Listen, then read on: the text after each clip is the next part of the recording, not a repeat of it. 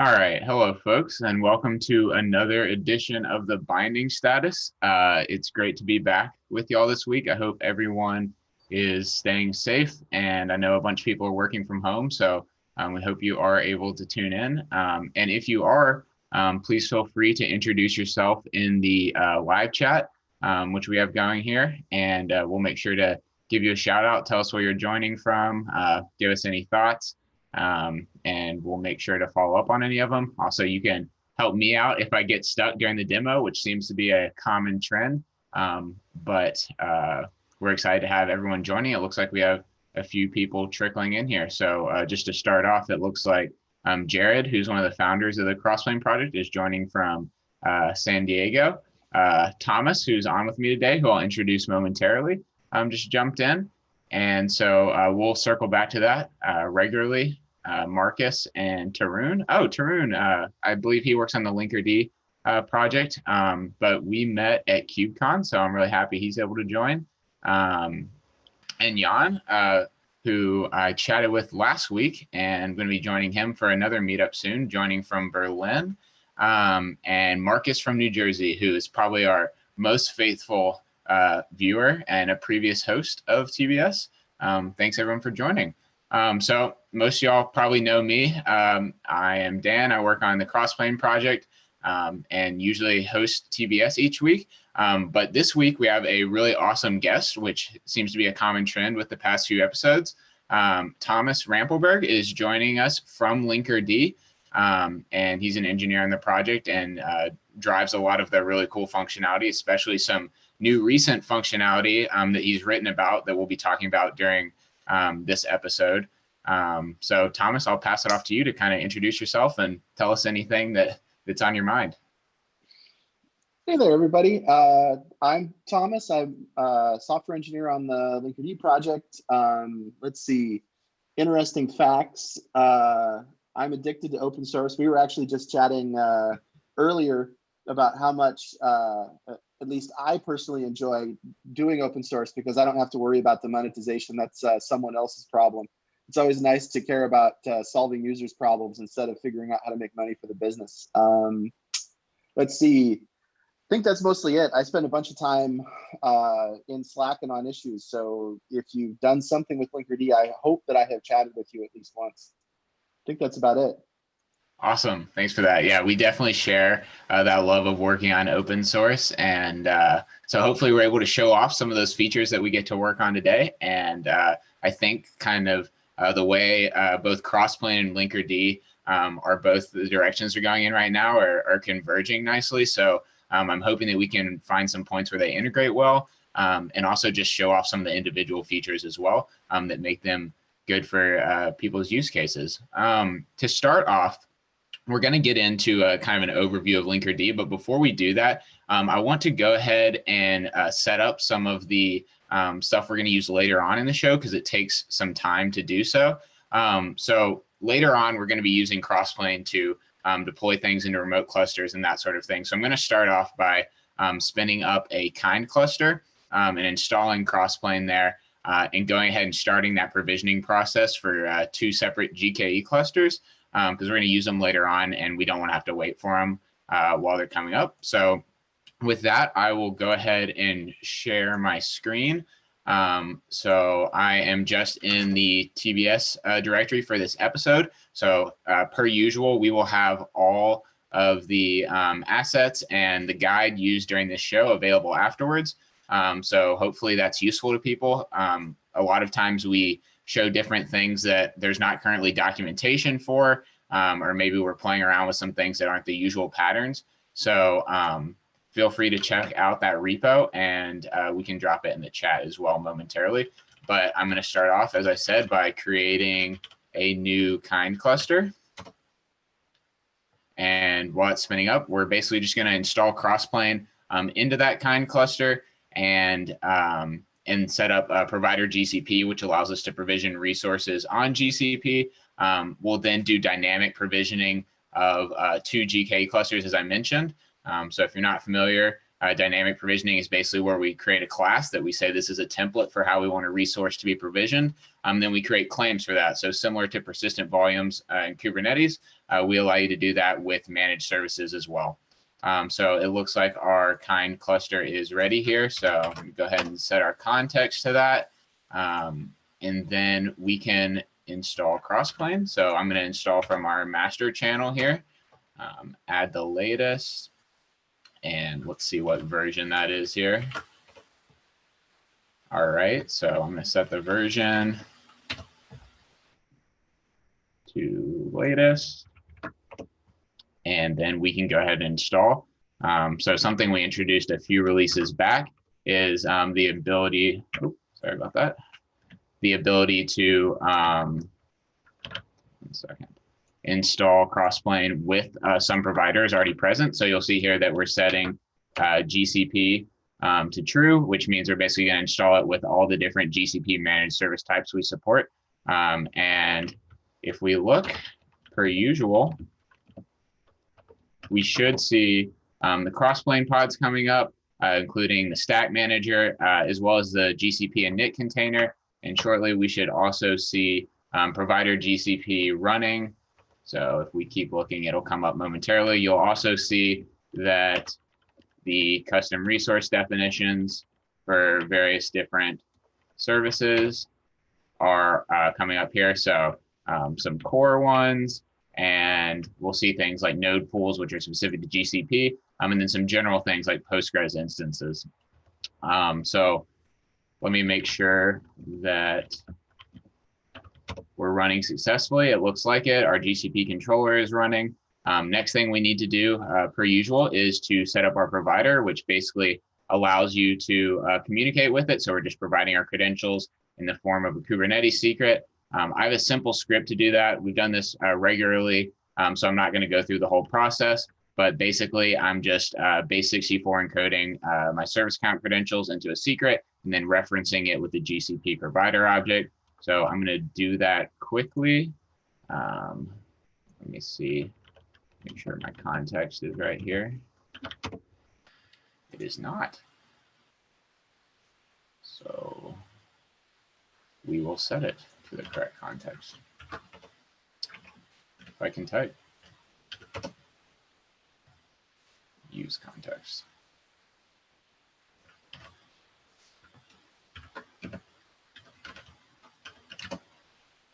All right, let's make sure we're in the right place now. Huh.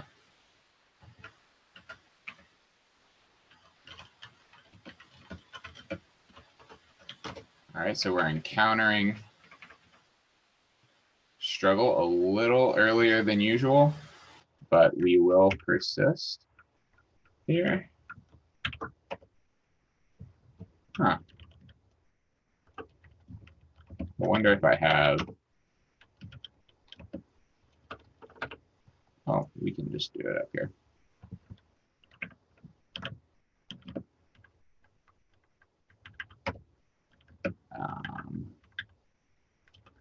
Have this in a local repository.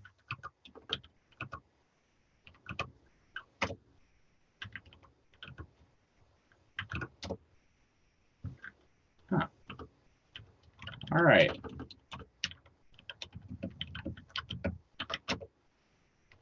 Let me make sure my kubeconfig is not set. Aha, that could be it. Oh, I bet you have a .env. What was that, Thomas? I said, I bet I wouldn't be amazed if you have a .env somewhere, because it was working in a different directory just fine. Right. I think. Oops.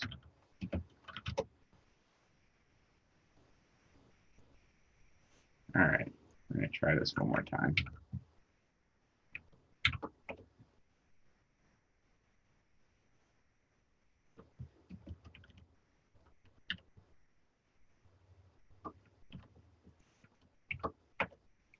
All right, let's see if this works for us. Huh. Well, I am not sure what is going on here.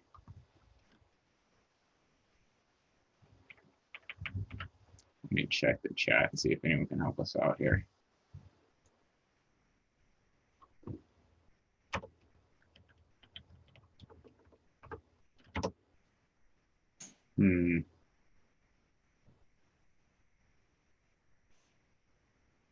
Oh, interesting. I see what's happening. It looks like that this got set to a,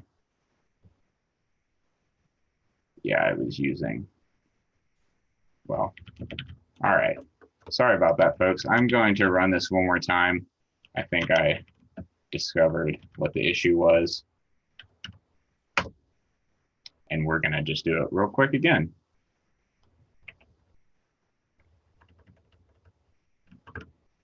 And I do promise that we are going to talk about Linkerd on this show. I'm just going to continue being intimidated by your emoji game here. All right. This is just the law of doing live demos that you have to run into issues here, because I ran this pretty much right before we jumped on, and oh, Marcus gave us the helpful hint there. I think the issue, Marcus, is that I had it set, so it accidentally set it to an actual kubeconfig file in the directory. Oops, I copied the bulletin over. So then the kubeconfig was local. Yeah, there we go. So now I'm gonna install Crossplane again.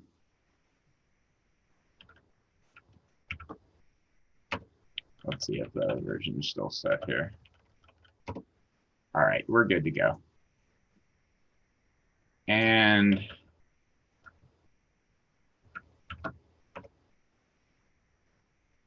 let's make sure this sets up correctly. All right, so that was good fun. Hopefully we don't have to do that again. I'm going to go ahead and foolishly guarantee that that was the most trouble that we will run into here. So you'll see that the stack manager is up and running. Provider GCP is initializing, so the controller should be running shortly. And once that's ready, the provider custom resource is available, then we'll be able to get our credentials in here. So it looks like the Bootstrap container is completed and the controller is running. So let's try this now. All right, awesome. And I can just get rid of this here. And I will go, oops, back to our TBS repo. Let's see, this is episode 12.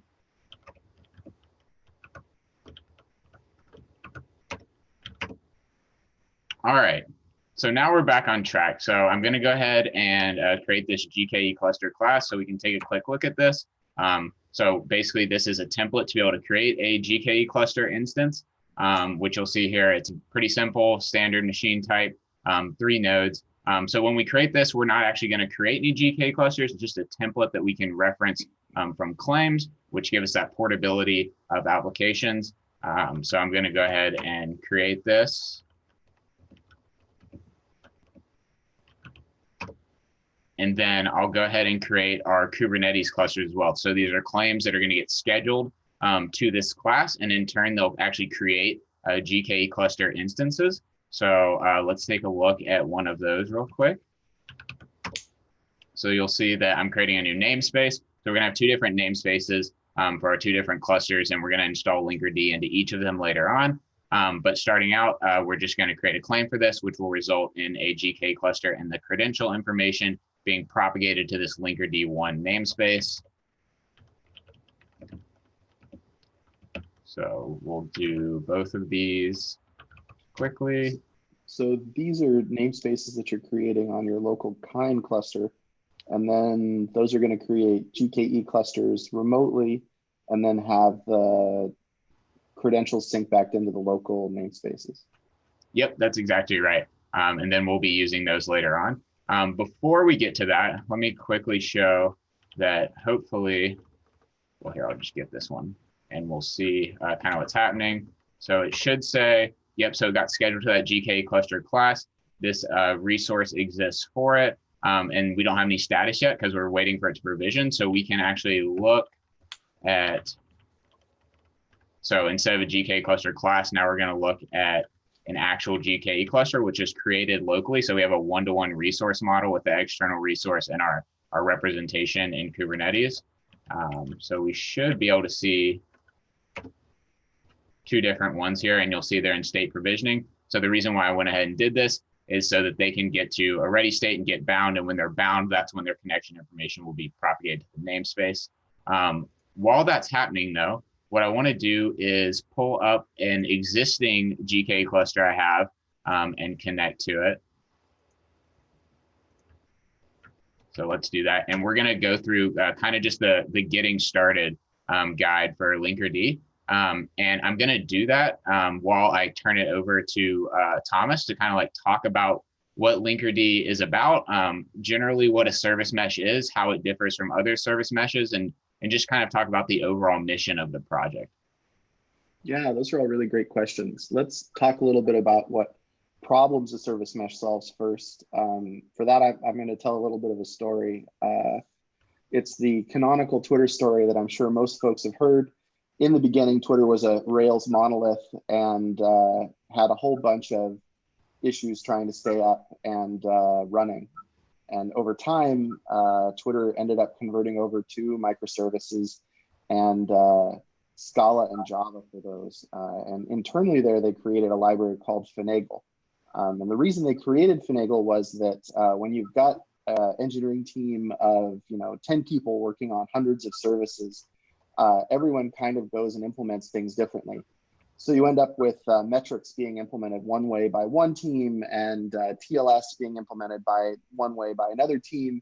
And so you end up with all of this re-implementation and lack of kind of consistency across all of your services. And so Finagle came along as kind of the default HTTP stack inside of Twitter that gave you all of the goodies that you would expect, the observability stack so you could see the gold metrics, MTLS out of the box so that you don't need to worry about zero trust networks, reliability concerns like retries, timeouts, circuit breakers, all that stuff. And so enter Buoyant, which was founded by William and Oliver, both Twitter engineers who love Finagle, and decided that that should be usable outside of Twitter, not only outside of Twitter, but outside of Java. So Linkerd version 1 was created, which is a proxy that was created to do exactly all of those things. You've got your microservices, and now you can have consistency and not need to rewrite code everywhere. If you've noticed, though, Linkerd 1 actually took the Finagle code and moved it. As I'm sure some folks are aware, there's a little bit of a bad taste in individuals' mouths in running Java in production. And more importantly, Linkerd 1 kind of entered the world before Kubernetes was a thing. And I think we had our 2-year anniversary for Linkerd 2 6 months ago, really recently. And so almost 3 years ago now, what we noticed was that Kubernetes was a big thing, was taking over the world, and we needed something lighter. 100 megs as a sidecar proxy for memory is ridiculous. And so Linkerd 2 came into existence. But more importantly, we learned a lot of the problems and issues that folks had with Linkerd 1. The most obvious one being resource usage, but the other big one that we really noticed was simplicity. Asking someone to install a service mesh is a crazy ask, especially if you are just learning Kubernetes and just learning microservices. You can imagine entering this world where now you also have to learn and configure a super complicated service mesh. And so we've really focused at making that as easy and reliable as possible. In fact, if you just noticed, we had the check command go up that actually shows off how we go and check your cluster to make sure that everything is ready to get installed. Everything has been installed successfully and you're ready to go, because it's super important to us that you can go and get up and running quickly. Yeah, and that's a great segue, as I just pulled up the dashboard here, which is another great command that does the port forwarding for you. And you can see that the dashboard is really nice and clean. And I mean, just while Thomas was talking there, I was able to install this and get it fully set up, and it's pretty much ready to go. And it's nice to have the CLI that does some of those things. Like, I really enjoy that it checks the different components and then waits for them. So you can kind of just have a status of where you're at in the deploy. And with the number of components that come with it, which I think there's 69 different resources that are installed when you do Linkerd install, at least with the configuration I was using. You know, it comes up pretty fast, which is awesome, and gets you going quickly. So, and in fact, most of those resources are actually just RBAC. Mm-hmm. Yeah, I noticed that when I was working on packaging them up and to deploying them into another cluster, I was like, oh my gosh, how many cluster roles are there? So yeah, that is true. We try really hard to keep the security as locked down as possible. Unfortunately, Kubernetes RBAC rules are not the least verbose things on earth. Right, for sure, for sure. So what I want to do next is we're just kind of like running through this quickly, because obviously you can follow along with this really good documentation Linkerd has on the website here. But we're going to install this emoji app they have and kind of look at how it goes about configuring that for a service mesh. So Thomas was just talking about that you can basically get all these benefits of a service mesh without changing your code at all. Which is a huge benefit. And, you know, like he said, it's a big ask to have someone install a service mesh. And if you can kind of just get this functionality out of the box, then that's really powerful. So I'm going to go ahead and deploy this emoji app, which we'll also do later on as well. So while that's going on, let me kind of explain how it's possible that you don't need to change your code to get all the benefits. In Kubernetes, what just happened was we installed the Emoji Voto app. There's going to be 4 deployments. Each one is going to have a single pod. Each pod is going to have a single container in it. So that's just your code working normally. Once we go and do a inject of Linkerd, what's going to happen is that all of the Emoji Voto pods are going to have the 2 containers added. One is an init container that runs IP tables. Its job is to redirect all of the IP TCP traffic specifically in and out of the second container, which is a Linkerd proxy that's written in Rust. And so by doing that, what happens is everything that comes into the pod goes through the proxy. HTTPS gets terminated. We can then go and do HTTP style metrics on top of that. And then every request that goes out of the pod gets the same treatment. And that's the magic, quote unquote, behind making sure you don't need to change your code. Yeah, for sure. That's a great point. And as you'll see here, this is already showing up in the dashboard here.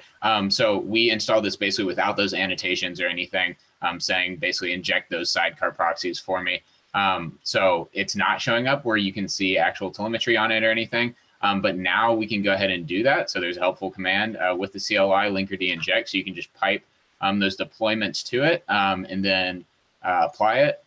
And we'll see here that shortly after doing this, you'll see these are reconfigured and the deployments are injected, that we can now look at the dashboard. And when it comes up, you'll see these starting to be meshed, and some of those are just getting killed off. There we go, it's 4.4 now. And I especially love at the top where I think here it's going to show me the actual services in a visualization. So yeah, it looks like, there we go. So you can actually see the different mesh points there, and it looks just like, I don't know if this might be on the actual repo for the Emoji Voto app. It has this architecture diagram, and it basically looks just like this, which is super cool. And if we actually look at the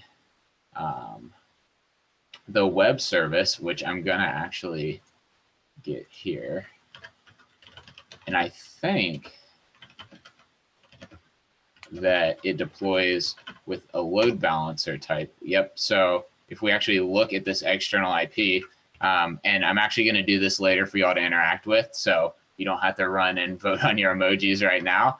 But if we go to this, then we can get our emoji vote app here. So that was super simple. You know, this app can be deployed on Kubernetes, and then we automatically get this service mesh out of the box with Linkerd. So you can see kind of the, I think on the website, it talks about the simplicity and the amount of features packed into that. So you get really powerful functionality with very minimal changes. And most of those changes are packaged into a nice CLI for you. So there's a lot of awesome benefits for using Linkerd.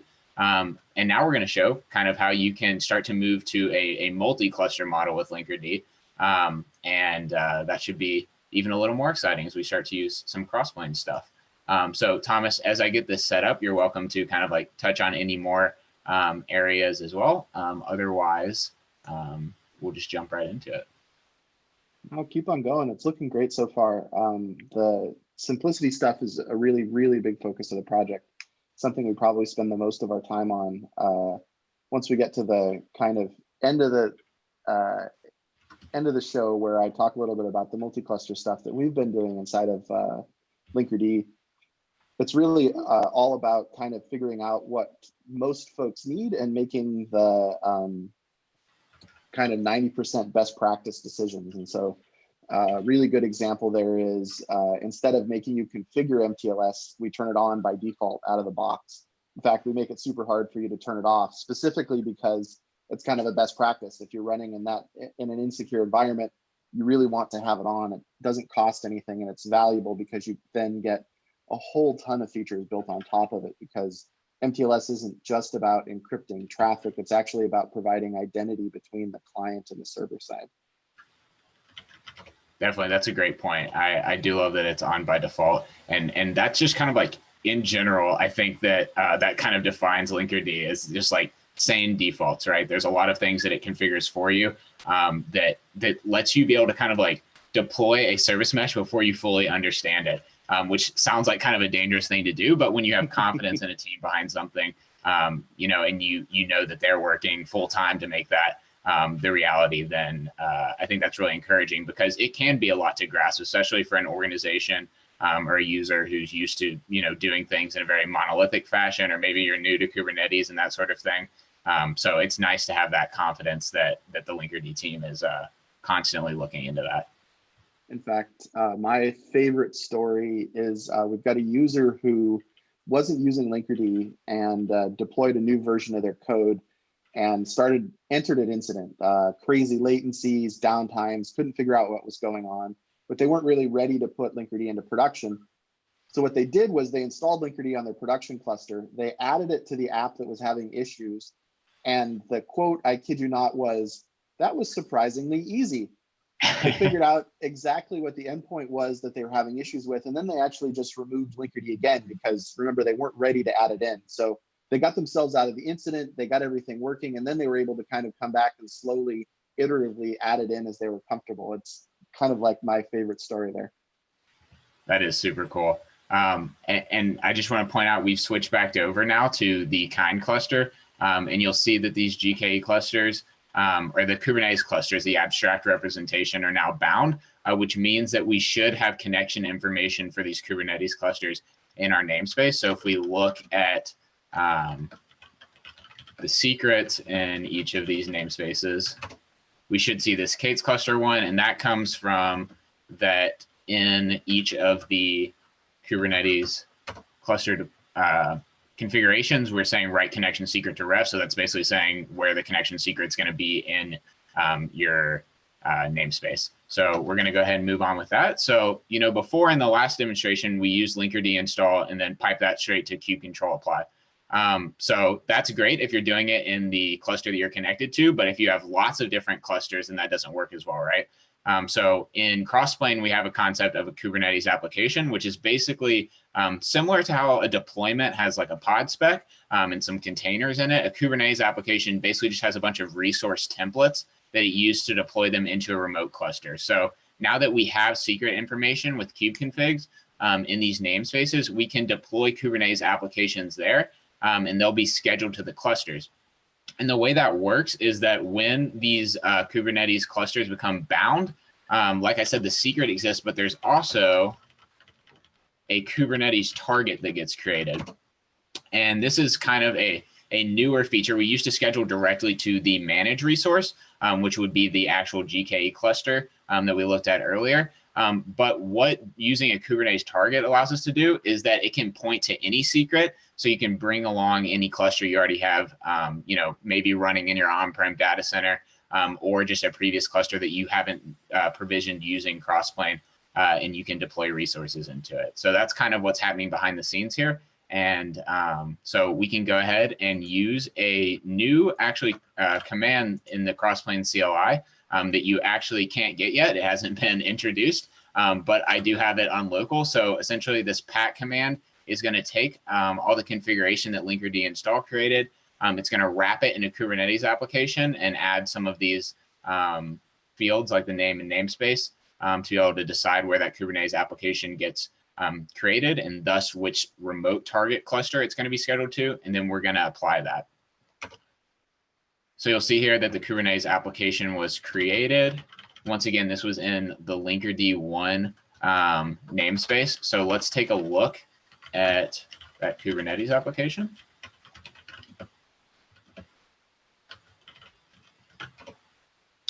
So you'll see that there is a desired number of resources. So you'll see those 69 resources that I mentioned earlier, and then submitted. And when a Kubernetes application gets created, it results in the creation of Kubernetes application resources.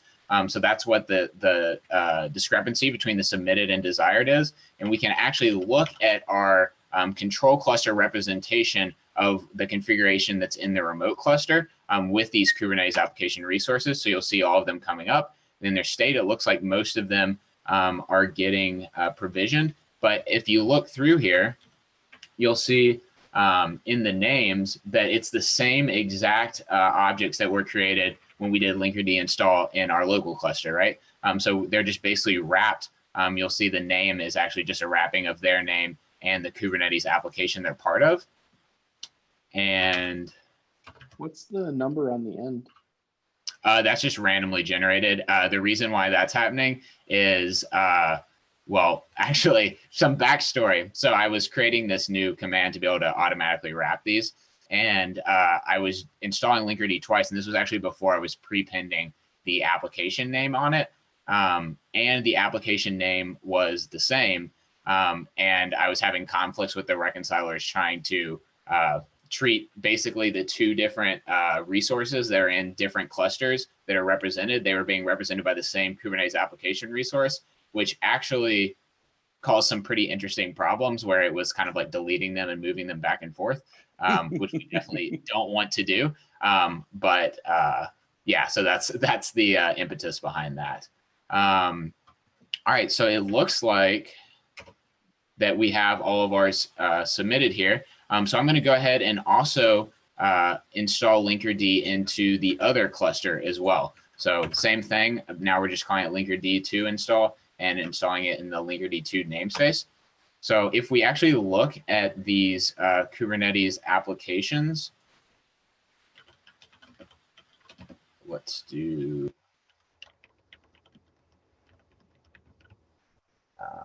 I can just get them actually. Actually, I have a better idea. I'm going to do a new one here.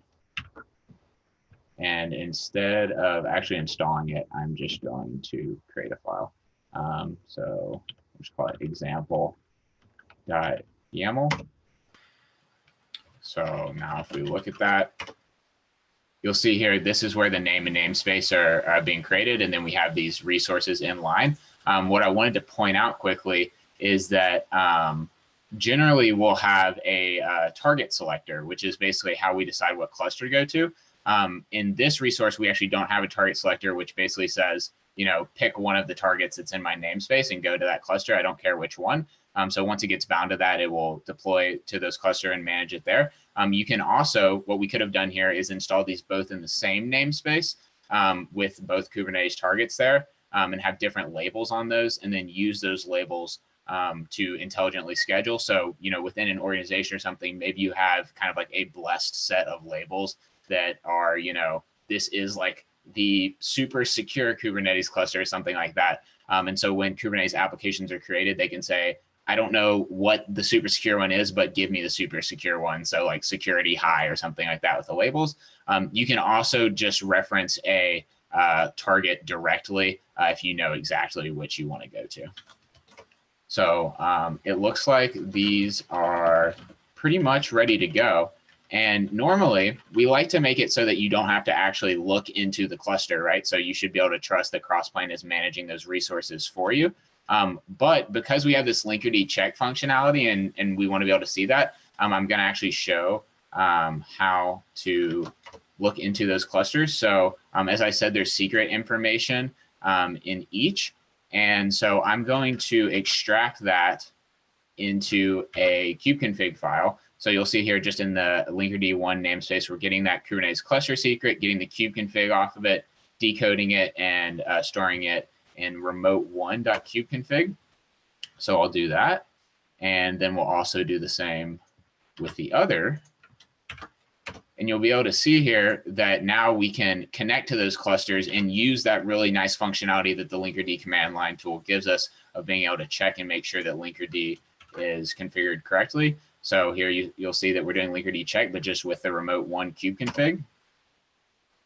And it looks like we're good to go. And we can do the same thing with the other cluster.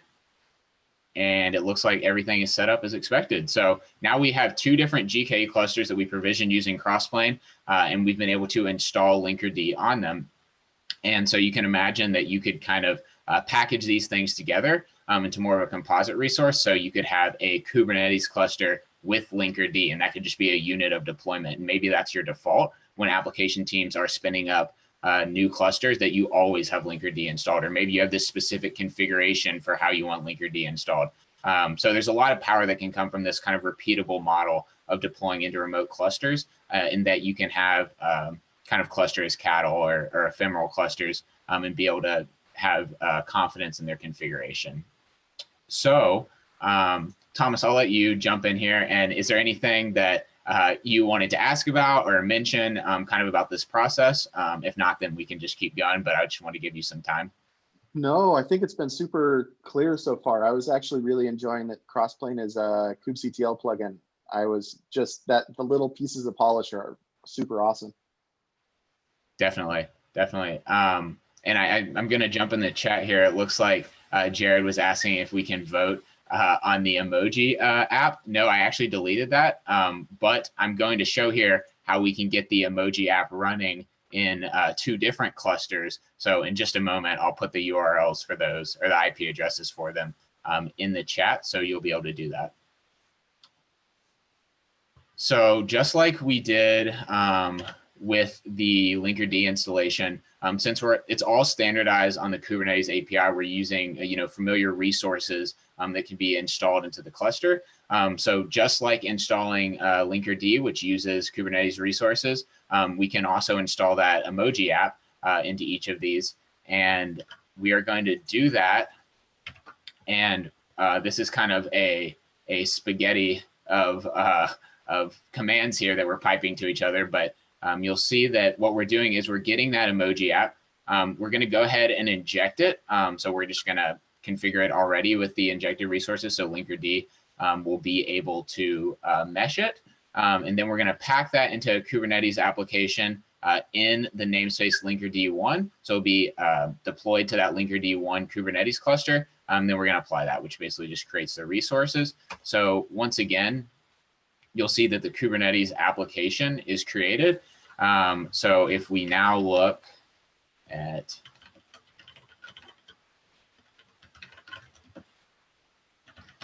all of them, you'll see that we have this emoji one, and we're waiting for those resources to be submitted. They probably will be shortly. While we are waiting, I'm going to go ahead and do it in the other namespace as well. So you'll see same command here, but namespace Linkerd 2. And so we're going to install that into the remote cluster there. So once again, let's see how these are coming along. We still haven't had those resources submitted, but they will likely come up shortly.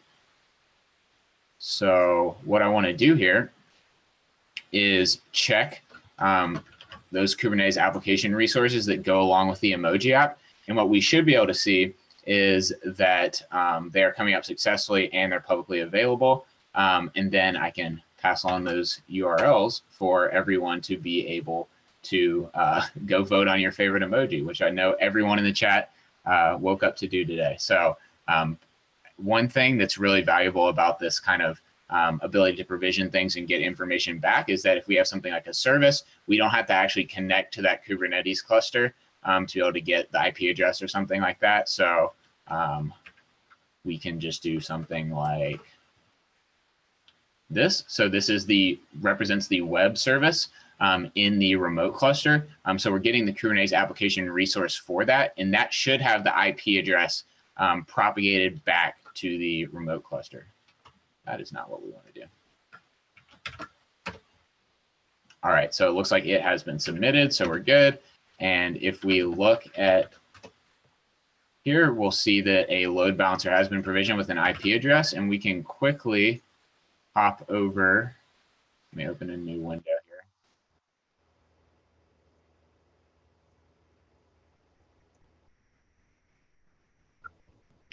And we should be able to see the emoji app up. So that's really great. I will dump that in the chat here and let anyone who feels inclined go and vote on their favorite emoji. I'm a pretty big fan of the laughing one. So we'll see what the leaderboard says. Looks like the train is winning. So everyone feel free to go vote on your favorite emoji. I'm also going to check the other one that we deployed and make sure that it came up successfully. So are these service definitions exact mirrors, just under a different Kubernetes API namespace? Yeah, so they're not exact mirrors, but they do propagate back necessary information. For instance, like this portion of the load balancer and that sort of thing. But they aren't the exact same object, right? They are a Kubernetes application resource rather than an actual service being created, which kind of will lead into some of what we're going to talk about with service mirroring, about actually creating kind of a service that represents that in the other cluster. But I will quickly check this out.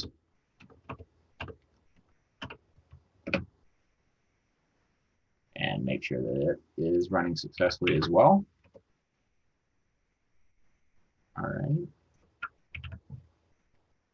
And it should also be coming up just fine.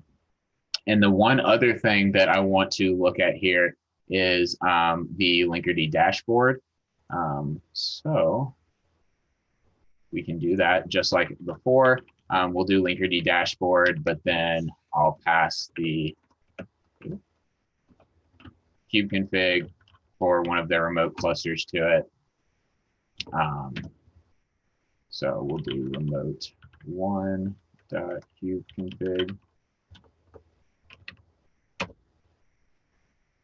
And we should see it coming up here. So just like before, when we had Linkerd running in our local cluster, we can see the different dashboards. So this is going to be a separate dashboard for each of your clusters here. So you'll see that only one emoji photo is showing up here, but just like before, you can see the different resources. You can see that they're successfully meshed because we pass it through that injection command. And if we did this on the other as well, we should also see a basically identical dashboard running here. So you don't have a central one to look into each of them, but you are able to bring up a different one for each, which I think you also mentioned maybe in your post, Thomas, about kind of having a central view over all your clusters. So that is definitely something we can jump into as well. And kind of as we've been alluding to this whole time, what we want to talk about is the new service mirroring functionality that is, I guess, kind of available now, right? The first components were merged into master, and they will be coming more soon. So I want to quickly jump over to your post about this because I think that it is useful to illustrate kind of the idea here. And as I do that, I'd love for you just to kind of give an overview of what service mirroring is. So maybe kind of like a summary of this post.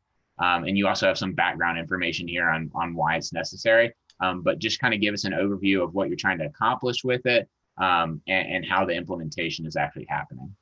Yeah. So we just kind of got a demo of Crossplane, which solves one part of the multi-cluster problem in a super great way, specifically making it so that you have kind of like a single pane of glass for syncing around the resources and making sure everything's configured correctly.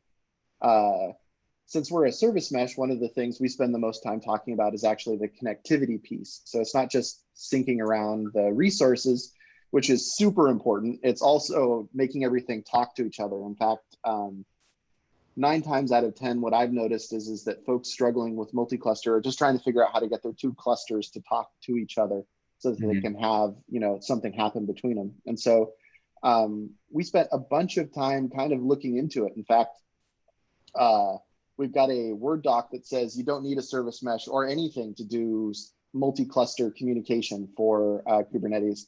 Now that I've said that, I'll add the point that it is a bit of a pain in the ass. Getting HTTPS up and running, getting the external DNS set up is kind of difficult. And so we took kind of a first principle perspective and approached the multi-cluster stuff from what do you actually need? Well, you actually need a couple different steps. In fact, we go through it in the doc there, or the blog post there. What you actually need is, number one, service discovery. And so the first thing we do is the actual service mirror component, which takes all of the services in a remote cluster, makes them local. There's no special Kubernetes objects. There's no configuration. It's just a service. In fact, it's just service-cluster name. And so in my blog post, I introduced London and Paris as 2 different clusters. In the London cluster, it would just be foo-Paris, and you can talk to it. And that's important for a lot of reasons. Most of them being cluster boundaries are things that real users need to think about. They have different latency implications, which means your SLAs are going to change depending on how you do routing. And so being explicit about where you're sending traffic is really important. And so the service mirror kind of does step 1, which is the service discovery. It also syncs the endpoints, which is the next important piece of the connectivity bit. There is no such thing as a flat network in the internet. And that's not entirely true. I'm employing hyperbole, don't get me wrong. But if you're doing anything that's multi-cloud, you're never going to have a flat network. In fact, Crossplane is a great example of a tool that assumes no flat network and then goes and makes it work for you. And so if you're not going to have a flat network, you can't have pods in your London cluster talk directly to your pods in your Paris cluster. So you need a gateway in the middle. And I kind of go into the details of how Kubernetes works with endpoints and how it fits all together. The TLDR there is you don't need to think about it. The endpoint gets set correctly to a gateway that has a public IP address, and all of the traffic just routes. And then the kind of third piece is actually talking a little bit about the gateway. And the reason why that's important is this traffic is going to go over the public internet. You want it encrypted. And so figuring out how identity is handled and how the gateway actually manages stuff internally is an important piece of the picture. So that's kind of where we are with the service mirror. The component actually landed. We're spending a bunch of time working with other folks like Crossplane and a lot of the ingress controllers, because this isn't a service mesh specific solution. While Linkerd does make it better and there's a lot of advantages there, this is kind of a common pattern that anybody in the community can use, and we're really pushing it that way today. Definitely. That was a great overview and gave a lot of the highlights I got from reading this post. I was kind of looking into the PR you shared with me where the initial functionality was being implemented, and it looks like y'all are moving pretty quickly on that. Do y'all have a idea for when you think this will be? I guess it will probably have some sort of beta phase and then go GA, but when it will be, something that you'd encourage for use in production? Oh, geez, that's a good question. It'll Sorry, definitely be put you on the spot. labeled. No, you're good. It'll definitely be labeled experimental for a while because we're pretty conservative on the Linkerd side of things. But if you kind of read through it, you'll notice that none of this is special. None of it is complicated. We're doing Kubernetes primitives. We're using the Right. stuff that's already pretty baked in. And so once we get the documentation and tooling put together, which is probably going to be, let's say, middle of next month, now that we're not practicing KubeCon driven development, I would say that once that comes out and stable, this will be something that it makes total sense to use in production with an experimental label, and it'll probably be the next stable release after that we drop that label. Given our current release cycles, that's about 8 weeks. So call it when KubeCon is supposed to be rescheduled, it'll be basically GA. Gotcha. Well, that's awesome. That's pretty quick implementation. One thing I also want to touch on here is this is the post that kind of like preceded the service mirroring one. So this is saying like, we're going to go solve this problem. And then service mirroring is essentially, this is how we're going to solve it. And one of the parts that really caught my eye is working on sort of a central control plane, and something that you and I talked about before this show is this part that, you know, says you need an independent control plane. And kind of what we were going back and forth on was talking about what that means, right? What is a control plane? And the terms control plane and data plane get used quite a bit, especially in distributed systems land. And they can often be confused along with other terms like multi-cluster or hybrid cluster or that sort of thing. So I wanted to kind of like get your ideas about what it means to have an independent control plane and what parts of control you're talking about there. Because something that we mentioned is there's kind of a difference between actually controlling the resources in a cluster and controlling the configuration that results in those resources being created in the cluster. So I'd love to hear kind of your thoughts about that and what kind of like the ideal would be for you about the setup with service mirror in multiple clusters. Yeah, that's a really good question. In specific, I think a better way to think about it is more potentially like a hierarchical control plane. So if you have a single control plane across multiple clusters, and I really do mean single control plane, you're going to have issues where there is a network split and that poor remote cluster ends up losing its brain and isn't able to do any routing or the rest of that. And so when I say independent control plane, I'm really focused on that one little tiny piece. In fact, if we take a look at what you just showed off, you've got a hierarchical control plane in that you go and move the data. So even if there is a network partition, it still continues to work. Even if one cluster goes down, it still continues to work because of the way the control plane is set up. And I think that that's a really big difference. What we wanted to make sure is that there is no such thing as a remote Linkerd control plane serving a whole bunch of clusters, so that if any of that piece goes down, the whole world goes down. And the thought process behind all of this is really around fault zones. Kind of one of the really major pieces of doing multiple clusters is so that you have multiple fault zones, which means that if one cluster goes down, your whole application doesn't go down. If you accidentally get someone who destroys the cluster, everything's okay. Or if you upgrade to a new version, it continues to work. Or some of PG&E goes and takes a backhoe to your internet connection, you don't lose connections, right? And so that's really kind of our big focus, is that making sure you can keep the separate fault zones while still getting a little bit of control. In fact, I'm super duper excited about the service mirror stuff with Crossplane, because Crossplane fixes the other piece of that. You need to be able to push the service mirror out to all the individual clusters. We're not touching that, in fact, on purpose, because Linkerd is a service mesh. I don't want to go write the awesome technology that Crossplane does, not because it's not awesome, but because I am not the expert. Definitely. That's a great point. And I think that from the kind of opposite direction, that we've had that same sort of inclination that we don't want to handle the data plane part of it, which is, I think, actually me and one of my coworkers, I think that's why we came by your booth at KubeCon, is we were like, are you going to solve this? Because we really do not want to do this. So it's really great that there's kind of those integration points there. And I can definitely see Crossplane as a useful way to get all of this kind of like orchestrated, because if left to your own devices, you may be spinning up clusters and having to run the same configuration on each of them. And if you just have a common way to spin up a new cluster with the service mirror installed and automatically pick up those services from other clusters, then that story gets even stronger. So I'll be really interested to see, as we both kind of like continue to iterate on these different problems, how Crossplane and the service mirror can be used in conjunction. And hopefully we can have you on for another show once this gets to a kind of stable point, and maybe go through setting that up. I wanted to get a demo going for this one, but didn't quite have enough time to weed through the PR and see what exactly you could show. But I think pretty soon that there could be an opportunity to do that. So definitely looking forward to that. Yeah, me too. It's kind of the composing the two solutions is kind of the missing piece at the moment. I really liked you going through and getting all of the kube configs there, because it's probably the biggest issue that we have.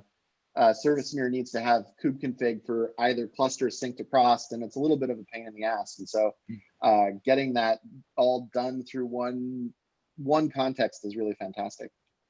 Definitely. So one last thing I want to do is just kind of give you the opportunity to talk about any other things we haven't mentioned yet. Obviously, it sounds like Service Mirror has been kind of like the main thing that you've been spending your mental bandwidth on lately. But if there are other things you want to touch on, I want to give you the opportunity to do that. And yeah, so please feel free for anything that's about Linkerd, the future of the project, or literally anything else on your mind. Oh, geez. You put me on the spot. There's so much awesome stuff going on in the community in general, and Linkerd in particular. So I spend a bunch of time with SMI, which is the service mesh interface, kind of going back to a theme that we've had so far, which is folks working together in the community. SMI is kind of all about that on the service mesh side.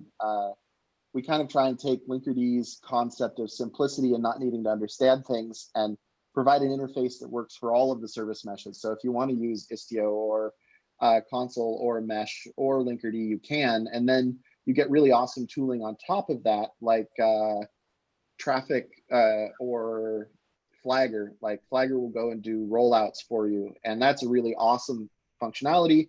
It's all built in SMI. And so I've been spending a bunch of time there working with the community to do all kinds of new functionality. It's really been great. I would recommend anyone who's interested in having a single interface for all of their service meshes, come check it out. That's going to be my ad for the day. Awesome. That sounds great, and I appreciate you bringing that up.